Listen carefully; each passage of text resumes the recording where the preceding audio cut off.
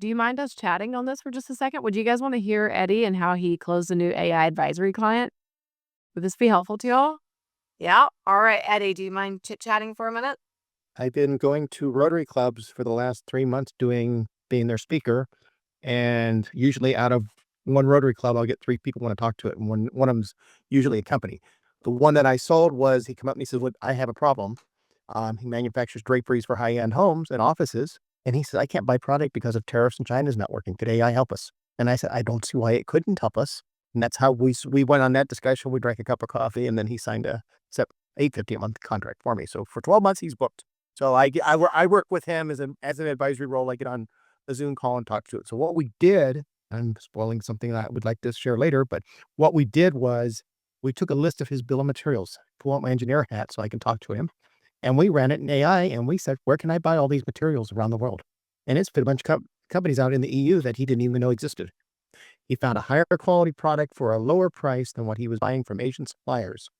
And his turnaround time went from months to days. So he didn't have to, but you went through a lot of stuff in the book, asking questions, working with AI, trying to get him to explain and stuff. I made him live on AI for about 20 hours before he did it. And I made him I didn't care if he bought ChatGPT, Copilot, or Google's product. Just buy one. He bought ChatGPT and he went to the higher level because he's seen what my seat would do versus what the shared public one. And then it created spreadsheets. He actually got it to create files to bring into their engineering software, and he got other stuff out of it. That all in all, he said, what little bit he's learned already, we're saving him 40 hours a week, his company.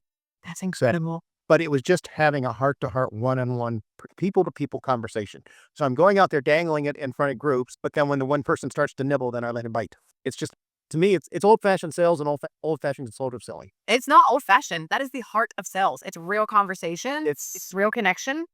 And it was just sitting there and listening to him. And as he's going, my wheels are turning up here 900 miles an hour. And he said he's Googled, he couldn't find this, he couldn't find that. But we played in less than an hour of just fiddling. And I said, well, I need to be paid for this. And then he looked at it and I said, well, I've got a month-to-month offering. I sold him right there on the spot. And both of them that I have done that way has been that way. So there's a market out there for it. I'm just getting my feet wet into it. I'm just starting to understand it. But you realize, look at that amount of money that I'm spending for basically an hour and a half of time a month. Why am I wanting to do anything else but not this? She's easy. See, this is easy. And you like it and you enjoy it.